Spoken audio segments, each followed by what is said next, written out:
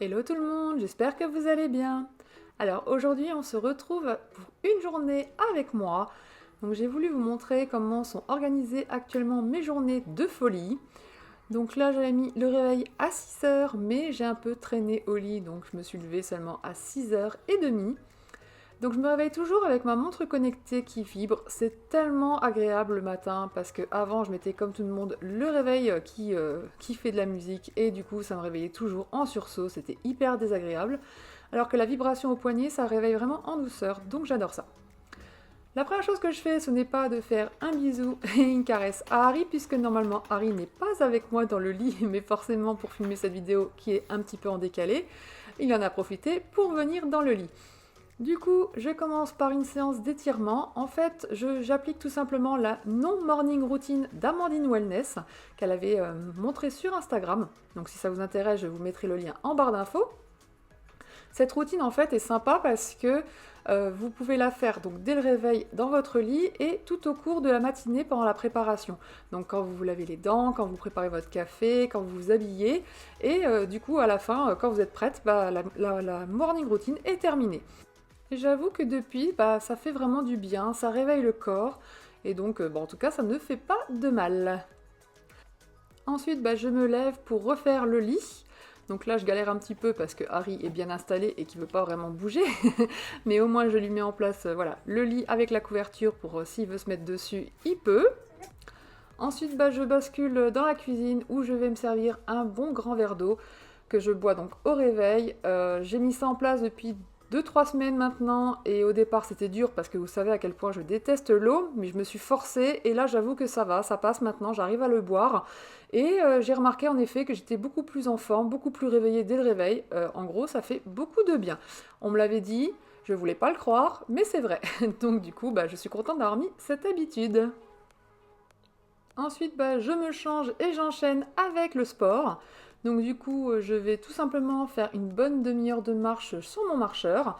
Et j'en profite pour regarder mes vidéos YouTube que j'ai en retard, hein, donc toutes les chaînes que je suis actuellement, parce que j'ai toujours souvent un petit décalage, donc ce genre, que ce soit pour le sport ou pendant le petit déjeuner, c'est très pratique pour rattraper son retard. Et pareil, j'essaye d'adapter cette routine le plus souvent possible, donc au moins une fois par jour. Bien sûr, après, j'enchaîne avec une douche, mais ce jour-là, il était déjà 8h du matin, faut dire que j'ai pas mal traîné. Donc Harry a faim, donc je lui prépare ses croquettes. Alors c'est juste dommage parce que d'habitude, quand je sers les croquettes, c'est c'est un moment vraiment trop rigolo parce qu'il est tellement content qu'il court dans tous les sens, il fait vraiment, il fait le foufou et tout. Donc je voulais vous filmer ça. Et en fait, là non, il était tout calme, tout gentil. Je pense qu'il n'était pas trop réveillé parce qu'il était encore dans mon lit au moment où j'ai été chercher les croquettes. Donc du coup, là voilà, il me fait pas la fête comme d'habitude. Donc là, je lui dis d'attendre. Je mets les croquettes et ensuite je lui dis tu peux y aller. Voilà.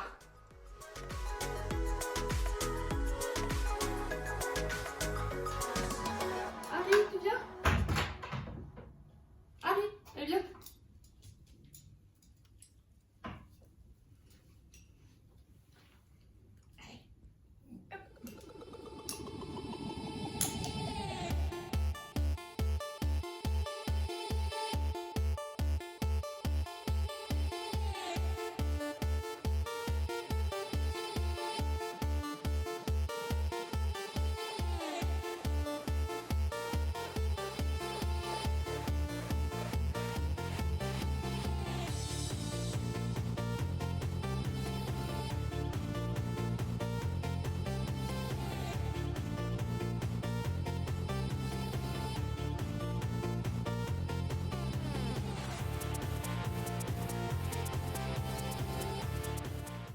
Après cette petite promenade, il était temps de préparer mon petit déjeuner.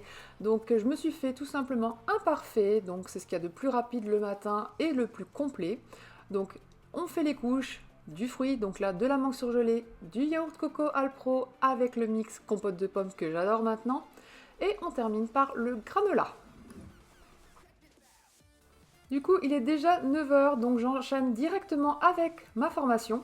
Sinon, en général, je fais autre chose. Je vide déjà le lave-vaisselle, je fais quelques tâches ménagères. Enfin voilà, je fais d'autres petites choses en attendant. Mais là, j'ai un petit peu trop traîné ce matin, donc du coup, voilà, j'essaie d'être au boulot à 9h, 9h30 grand max. Et là, du coup, la formation, j'avais déjà fait le module 1 avant que mon réflexe tombe en rade. Donc du coup, je peux regarder les vidéos tout en déjeunant. Donc c'était super pratique.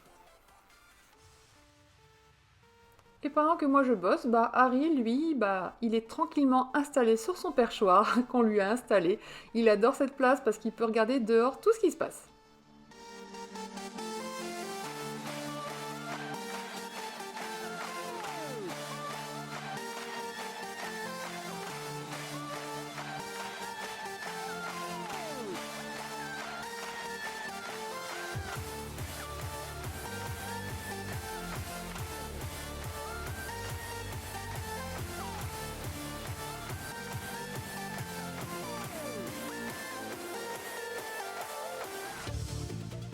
Du coup, on se retrouve pour le repas de midi bien mérité après cette matinée studieuse. Donc j'ai fait très simple, j'ai fait des spaghettis bolognaises avec du haché végétal, de la sauce tomate, de la sauce arrabbiata et de la levure maltée. Bon, on se retrouve juste après le repas de midi qui était absolument délicieux comme d'habitude. Donc pour papoter un petit peu, alors je vais essayer de vous résumer un peu tout ça, pour pas que ça dure 3 plombes non plus, mais j'avais à cœur de vous dire ce qu'il en était actuellement parce que ça va avoir une incidence sur YouTube et du coup voilà, donc je vais vous expliquer tout ça. Du coup, si vous me suivez sur Instagram, vous êtes déjà au courant, j'ai terminé la formation CPF que je devais impérativement avoir fini au 3 mars prochain. Je suis soulagée parce que cette formation était vraiment nulle. Au final, j'ai quasiment rien appris. C'est pas avec ça que je vais devenir une photographe professionnelle. Alors, je m'en doutais dans un sens parce que c'est général et ça n'a rien à voir avec le culinaire, même si c'était un petit peu abordé dans les thèmes. Mais principalement, franchement, non. Non. Même la partie sur la retouche, alors c'est la seule partie où j'ai eu un peu de formation, de vrai, où j'ai pu apprendre certaines choses. Mais le logiciel n'était même pas à jour quand le professeur nous parlait d'un sujet particulier, vous cliquez là, là. Moi, j'avais rien du tout comme lui parce que j'avais pas la même interface et ça, je trouve ça pas normal du tout. Surtout pour des logiciels qui se mettent à jour régulièrement, tu t'es censé mettre à jour ta formation. Enfin, moi, je vois ça comme ça en tout cas. Bref, passons. Du coup, je peux enfin revenir à la vraie formation, et je dis bien la vraie parce que celle-ci sera vraiment centrée sur la photographie culinaire. Donc c'était la formation que j'avais gagnée au mois de novembre sur Instagram. Je vous en avais parlé dans ma dernière vidéo sur les objectifs de l'année. Et du coup, j'avais trop hâte de commencer parce qu'en plus, Mélanie vraiment est une super bonne formatrice. Je l'ai vue autant sur ses vidéos YouTube que quand on discute ensemble ou sur les chaînes que j'ai déjà réalisées et où elle t'explique ce qui va et ce qui ne va pas. Donc j'avais vraiment hâte de poursuivre cette formation, surtout que j'avais déjà commencé, mais c'était juste avant que j'ai eu mon accident des réflexes et du coup j'ai dû arrêter brusquement, ce qui fait que là ce matin j'ai tout repris à zéro en fait, j'ai tout recommencé et j'ai bien fait parce que j'avais déjà oublié certains trucs. Alors qu'est-ce qui a changé, vous allez me demander? Ce qui a changé, c'est que je suis inscrite officiellement à sa seconde formation qui est développer son activité culinaire, donc vraiment toute la partie business. Elle l'a fait sur le CPF et du coup ça commence, c'est des sessions de 3 mois et ça commence le 1er avril. Et en prérequis, il faut impérativement qu'on ait maîtrisé son appareil photo et donc qu'on ait fini sa formation Oriflex. Donc, j'ai moins d'1 mois et demi pour terminer sa formation pour être opérationnelle pour le jour J.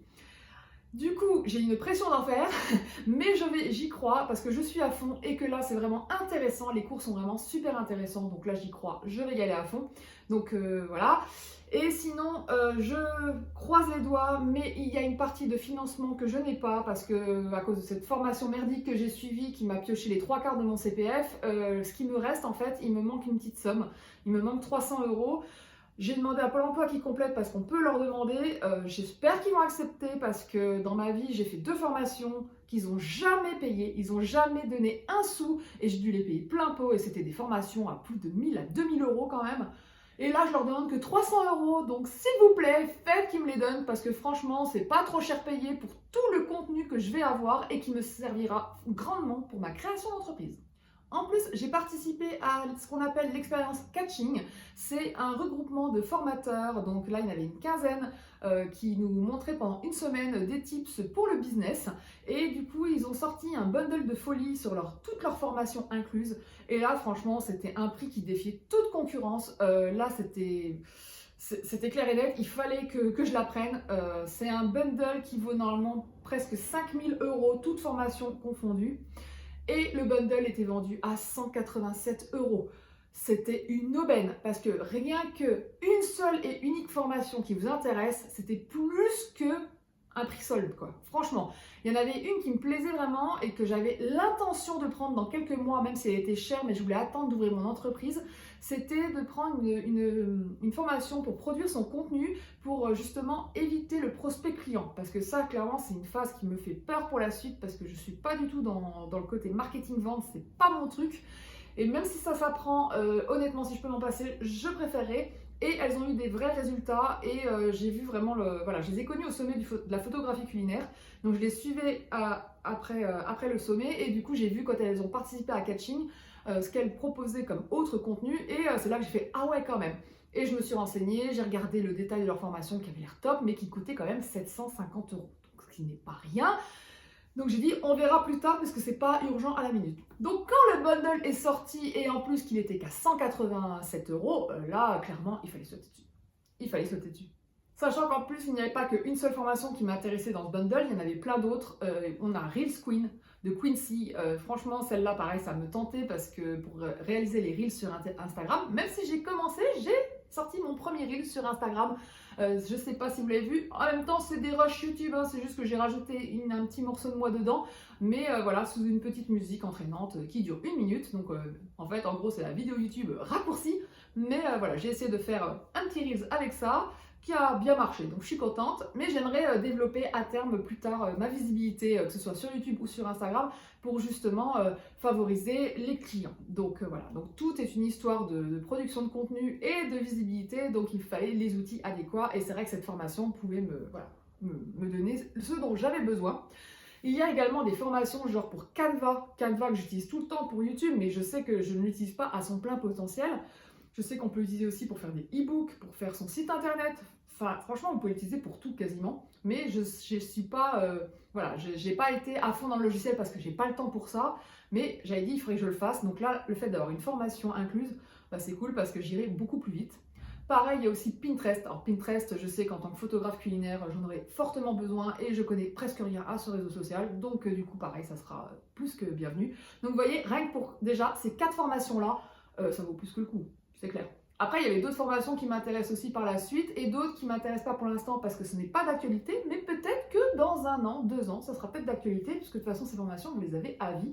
Enfin, en tout cas, jusqu'à ce que le formateur décide de le retirer de la vente ou de le retirer tout court, plutôt d'ailleurs.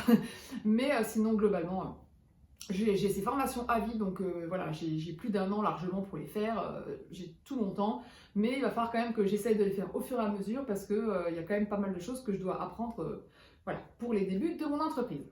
Quant à YouTube, bah, ce qui va changer, c'est que je me suis rendu compte là depuis le début de l'année que je suis passée à 2 contenus semaine, à part 1 ou 2 semaines où ça a été un peu décalé, mais globalement j'étais à 2 contenus par semaine.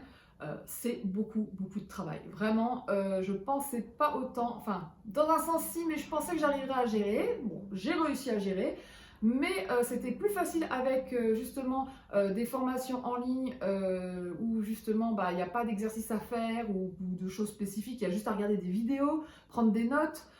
Pareil pour le sommet de la photographie culinaire, c'était beaucoup de prise de notes, vision de vidéos. Donc j'ai eu beaucoup de choses à voir, beaucoup de travail, mais comme c'était globalement, comme je vous dis, que de regarder une vidéo et prendre des notes, ça va. Là, clairement, avec la formation de Mélanie, ça n'a rien à voir. J'ai beaucoup d'exercices à faire, j'ai des shootings à préparer, j'aurai beaucoup plus de choses à faire. Donc forcément, il y aura une partie où je vais retourner beaucoup plus en cuisine, pour pouvoir shooter mon sujet et donc faire les règles qu'elle va m'expliquer dans la formation. Et en plus, comme il faut absolument que je l'ai fini avant le démarrage de la suivante, en un mois, il faut vraiment que tout soit fait, il faut que je booste le maximum et que je prenne tout mon temps libre là-dessus. Donc, à partir donc de la semaine prochaine, on va repasser à une vidéo par semaine, parce que le bon but n'est pas d'arrêter YouTube, déjà parce que sinon je casse l'algorithme et après c'est mort. Comme je vous l'avais expliqué dans la vidéo vlog, je compte quand même sur YouTube pour m'apporter un gain financier complémentaire, hein, ça peut toujours servir. Et puis en plus, voilà, et puis je vois bien que là le contenu vous plaît de plus en plus, donc vous êtes de plus en plus nombreux, franchement ça fait super plaisir, et moi-même j'ai plaisir à tourner ces vidéos, donc je veux continuer. Donc je vais réduire à une par semaine. Si jamais il y a des fois où je peux en tourner deux, j'en tournerai deux, mais on va se fixer à une par semaine. En tout cas, le temps que j'arrive à la session des 3 mois, et après, en fonction du travail demandé, je verrai si j'ai le temps ou pas d'en faire deux. Sinon, il faudra attendre quelques mois pour que je revienne à 2 par semaine. Mais voilà, dans l'optique, je lance un engagement aujourd'hui, je vous sors, promis, une vidéo par semaine, et je vous dis même le jour et l'heure, puisque je l'ai décidé, comme ça au moins, il n'y a pas de secret, il n'y a pas de surprise, on saura, vous me retrouverez tous les samedis à 18 h. Bon, j'espère quand même que vous n'êtes pas trop déçus. Moi, j'avoue que je le suis un petit peu parce que j'avais vraiment à cœur de tourner 2 vidéos par semaine. Mais là, il faut que je sois raisonnable. Concrètement, je ne peux pas être partout. Il y a une abonnée qui m'avait écrit en commentaire que j'étais vraiment courageuse avec tout ce que je faisais, que je ne sais pas comment je m'organisais. C'est vrai que jusqu'à présent, je m'étais bien organisée, mais là, je me rends bien compte que la masse de travail a augmenté et que du coup, clairement, je ne pourrais pas assurer. Je ne pourrais pas. C'est pas possible. Mais bon, ça ne m'empêchera pas de vous faire quand même un petit compte rendu tous les jours en story comme d'habitude, ou de vous présenter mes photos sur mon compte Instagram. Donc si vous ne me suivez pas sur Instagram, je vous invite à me suivre, hein, donc c'est Titi Brutus, tout simplement. Sur ce, je vais retourner bosser parce que là, il est 13h36 et donc je voudrais avancer avant que mon petit mari rentre, puisqu'il va rentrer vers 5h du soir et il est tellement crevé qu'il va se coucher en rentrant. Donc je n'aurai plus accès à mon bureau et à mon coin photo si j'ai besoin de faire des exercices, donc je vais y remettre tout de suite, mais on se retrouve tout à l'heure parce que j'ai encore d'autres choses à vous dire.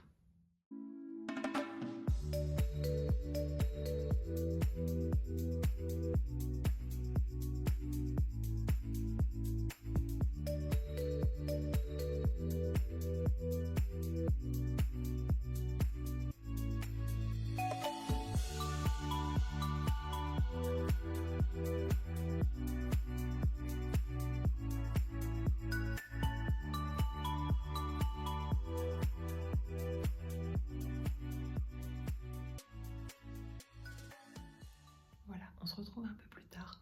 Je parle pas trop fort parce que je veux pas que Anthony m'entende parce qu'il est rentré se coucher en rentrant. Et voilà, donc là je suis dans la salle geek pour travailler. Entre temps, du coup j'ai sorti le chien. Je vous ai épargné la sortie cette fois-ci parce qu'il pleuvait et il y a eu beaucoup de vent. Et après, vous m'avez vu faire ce que je fais tous les jours, c'est-à-dire vider le lave-vaisselle, le re-remplir et le relancer. Et voilà, et là du coup je suis dans la salle geek et je vais essayer de travailler encore un petit peu, de voir ce que je peux faire. Donc soit en général, soit j'avance sur le montage YouTube, soit j'avance sur mes publications Instagram, soit j'avance dans la formation. En fait, en fin de soirée en général, ça varie en fonction de ce qu'il me reste à faire, si j'ai eu du retard et tout. Aujourd'hui ça a été une journée super productive parce que j'ai eu le temps de faire beaucoup de formations, donc je suis contente. Donc je pense que là ce soir je vais essayer de regarder des petites choses que je voulais garder pour me renseigner, parce qu'il y a pas mal de ressources par rapport à ma future entreprise que je mets de côté et que je vais voir quand j'ai un petit moment. Donc du coup je pense que c'est ce que je vais faire ce soir, et je pense que je vais aussi m'octroyer une petite soirée tranquille parce que je l'ai bien mérité. Du coup, pour pas trop embêter Anthony pour plus tard, on va arrêter la vidéo là. J'espère quand même qu'elle vous a plu de partager cette journée avec moi. Ça vous a montré à peu près à quoi ressemblent mes journées en temps normal. C'est pas l'intégralité de mes journées, se passe pas toujours comme ça. Mais je vous ai aussi montré ma morning routine parce que celle-ci, ça fait un petit moment que je l'ai mis en place et que j'essaie de la tenir sur le long terme. Donc celle-là, j'en suis contente. Et sinon, pour le reste... Voilà, ça varie tous les jours, mais globalement c'est ça. Je me lève, je fais ma morning routine et après je fais ce que j'ai à faire. Donc formation, YouTube, voilà, en fonction de ce qu'il y a à faire. Et puis entre temps, soit je cuisine, soit j'ai déjà préparé la veille le repas pour me faciliter la tâche. Voilà, je m'adapte au quotidien, c'est de l'adaptation totale. Du coup, je vais déguster la fin de mon cookie parce que du coup j'ai mangé très tard mon goûter et j'ai déjà un peu faim. Je vous souhaite une excellente soirée et je vous dis donc du coup à samedi prochain, 18 h. Ciao!